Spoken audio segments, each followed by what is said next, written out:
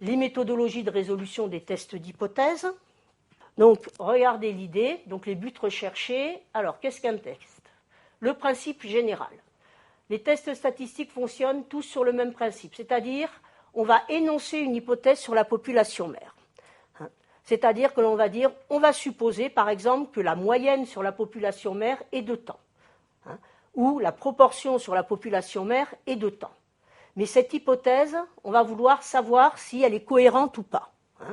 Donc, on va vérifier, pour savoir si cette hypothèse que j'ai émise sur les valeurs possibles des paramètres sur ma population totale, je vais les vérifier sur des observations constatées, c'est-à-dire que je vais extraire un échantillon de cette population et je vais calculer si c'est un problème de moyenne, la moyenne sur cet échantillon particulier, ou si c'est un problème de proportion, la proportion sur un échantillon particulier.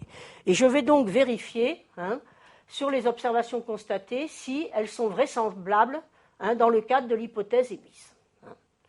Alors, je vous dis, on cherche à estimer la probabilité de tirage au sort dans la population mère d'un échantillon ayant les caractéristiques émises par l'hypothèse. Ça veut dire tout simplement, on va dire si effectivement la moyenne était de temps sur la population, et si de cette population, j'extrais au hasard un échantillon de taille n, et bien normalement, la moyenne sur cet échantillon quelconque, ou la proportion sur cet échantillon quelconque issu de la population où j'ai émis certaines hypothèses, eh bien, cette variable devrait en gros se situer dans telle fourchette de valeurs. D'accord ? Et puis après, si effectivement on vous dit, on cherche à estimer la probabilité de tirage au sort, si cette probabilité est minime, on rejette l'hypothèse énoncée. Ça veut dire si effectivement on se rend compte qu'il y a très peu de chances qu'en extrayant un échantillon de cette population où j'ai émis telle hypothèse, si cette probabilité que la valeur sur l'échantillon se situe dans telle fourchette de valeur est très petite, ça voudra dire que mon hypothèse de départ est incohérente. Alors vous allez voir, on va parler de région d'acceptabilité de l'hypothèse. Alors dans le cas contraire, on pourra dire que l'hypothèse que l'on a émise, elle est acceptable. Alors il faut donc regardez la conclusion que je mets. Dans le cas contraire, celle-ci peut être adoptée au moins provisoirement dans l'attente de validation complémentaire, parce qu'avec les statistiques, il faut faire très très attention aux conclusions que l'on va faire. Donc ça, c'est le principe général. Alors, comment maintenant ça va se traduire mathématiquement? Donc, les hypothèses nulles alternatives. Vous allez voir tout à l'heure, dans les exemples d'application, on va voir un énoncé. De l'énoncé, effectivement, d'abord, on va sortir si c'est un problème d'étude de valeur moyenne ou de proportion.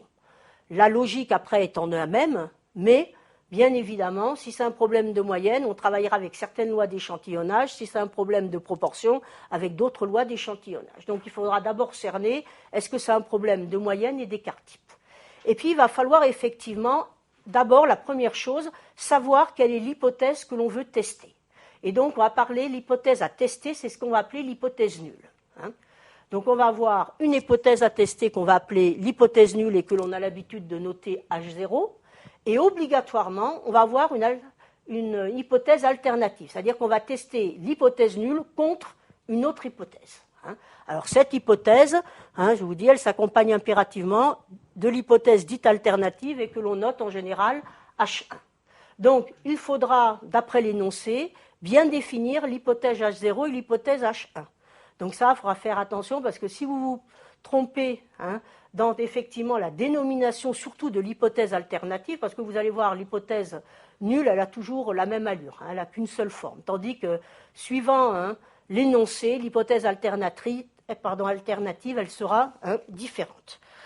Donc, on verra que le test donc s'attachera à valider ou à rejeter l'hypothèse H0. Alors, si on accepte H0, ça voudra dire on rejette H1, et si effectivement, on rejette H0, ça voudra dire qu'on acceptera notre hypothèse alternative. Donc ça sera important dans les conclusions finales des exercices. Alors après, bien évidemment, on a vu qu'il fallait une hypothèse. Maintenant, comment on va la formaliser en mathématiques? Donc, l'hypothèse nulle, on va voir 4 types de tests. On va parler du test de la moyenne. Donc là, on fera ce que l'on appelle ça s'appelle aussi le test d'hypothèse, ou le test de comparaison à une norme.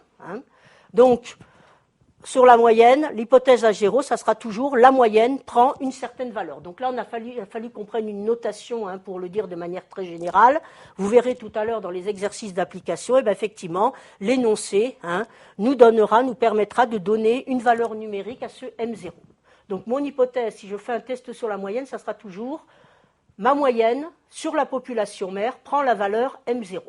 Après, on aura le test sur la proportion. Donc là, il s'intitulera l'hypothèse H0 à tester, ce sera le paramètre proportion P prend telle valeur numérique que j'appellerai ici P0. Après, il y aura le test de comparaison de deux moyennes. Donc, si on fait le test de comparaison de deux moyennes, ça veut dire qu'on a deux populations et on veut comparer effectivement si en gros le phénomène est identique sur ces deux populations qui sont pourtant des populations différentes. Donc, on aura une population A sur laquelle on aura une moyenne égale à MA, et une deuxième population sur laquelle la moyenne sera égale à MB. Et on fera le test de comparaison de deux moyennes, c'est-à-dire l'hypothèse H0, là on a écrit MA moins MB égale 0, mais ça voudrait dire est-ce que les deux moyennes de ces deux populations sont égales? Parce que écrire MA moins MB égale 0, c'est pareil que MA égale MB. D'accord? Alors pareil, on peut faire le même test, donc ça sera le quatrième test.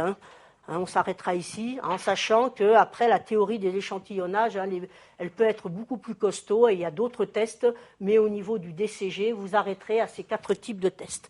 Donc là, le dernier test possible, ça sera la comparaison de deux proportions. Pareil, on aura deux populations A et B, et sur chacune d'entre elles, on s'intéressera à la proportion, bien évidemment, en général, quand on fait une comparaison de proportions, c'est qu'on on étudie le même phénomène sur mes deux populations, et donc j'aurai, pareil, l'hypothèse nulle, ça sera la proportion sur la population A est égale à la proportion sur la population B, ou alors la différence des deux proportions est égale à 0. Donc, ça, c'est les tests que l'on fera.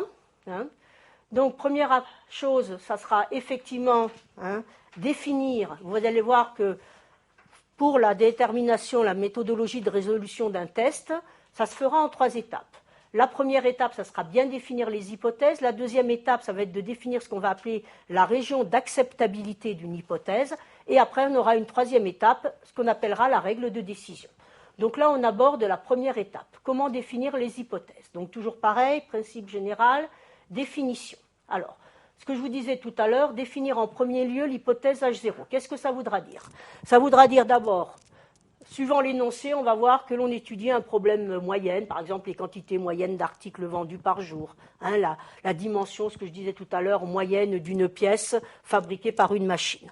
Donc, si c'est un problème de moyenne, il faudra définir la valeur M0, c'est-à-dire la valeur test pour notre valeur moyenne. Si c'est une proportion, l'énoncé nous permettra, et ça sera à nous, de définir la valeur numérique de la valeur du paramètre P. Donc ça sera P0. Et puis après, bon, je vous ai rajouté, mais là vous allez voir pour la suite, je vais me limiter de manière très générale à voir par exemple le problème de la moyenne ou de la proportion, sachant qu'on aurait exactement la même logique sur les différences de moyenne et différences de proportion. Donc c'est ce que je vous dis, différence de moyenne, différence de proportion. Donc après, quand on a défini l'hypothèse H0, il faudra définir l'hypothèse alternative. On va voir comment elles peuvent se présenter, ces différentes hypothèses alternatives. Et effectivement, alors là, si vous vous trompez, c'est suivant la problématique sous-jacente dans l'énoncé. Donc ça sera à vous de bien lire l'énoncé pour définir cette hypothèse alternative. Alors, à partir effectivement de la problématique soulevée par l'énoncé et sous-jacente à l'énoncé, on verra, nous, on va pouvoir définir 3 types de tests. Alors, ces 3 types de tests, on va voir ce qu'on appelle les tests bilatéraux. Après, on aura les tests unilatéraux supérieurs et les tests unilatéraux inférieurs. Donc, pour chacun de ces 3 types de tests, on va voir effectivement comment se définissent. L'hypothèse nulle, on a vu, ça a toujours la même allure, mais c'est l'hypothèse alternative qui va être formalisée de manière différente suivant que l'on parle de tests bilatéraux, de tests unilatéraux supérieurs ou inférieurs. Donc regardez. Donc la formulation mathématique des hypothèses, dans le cas d'un test bilatéral, regardez, le cas d'une moyenne, donc je vous ai dit, on se limitera qu'à moyenne, qu'à proportion, la logique serait la même pour différence de moyenne, différence de proportion. On verra un exemple, ça sera le dernier exemple que l'on verra pour la différence de moyenne. Donc si je prends le test bilatéral dans le cas d'un test d'une moyenne, voilà.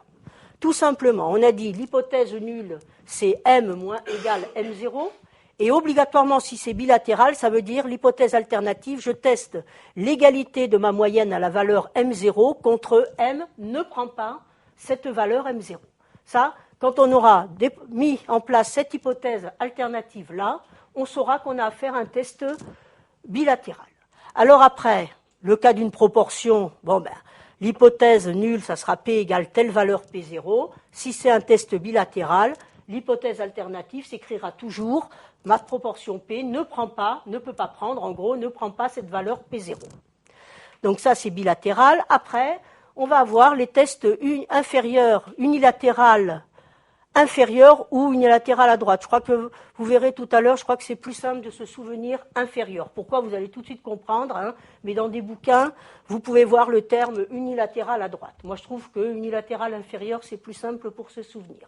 Alors, regardez, le cas d'une moyenne. Pourquoi inférieur? Regardez, l'hypothèse nulle, c'est toujours la valeur moyenne prend telle valeur M0, que je veux tester contre l'hypothèse alternative. Non, la valeur moyenne, le paramètre moyenne, est inférieur à cette valeur M0. Donc, vous voyez bien, c'est inférieur.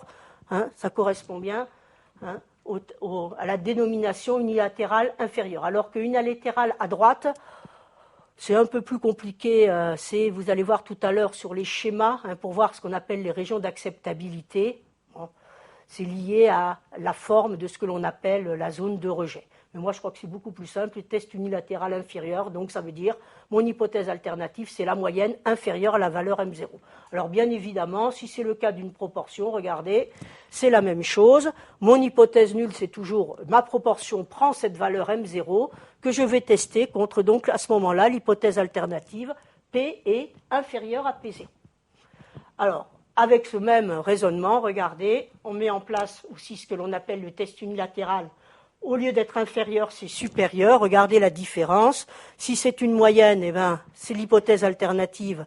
Tout à l'heure, on avait M plus petit que M0. Là, ça sera M plus grand que M0. Si c'est une proportion, donc pas de problème, ça sera P supérieur à P0. D'accord? Donc ça, c'est première étape. On met en place ces hypothèses.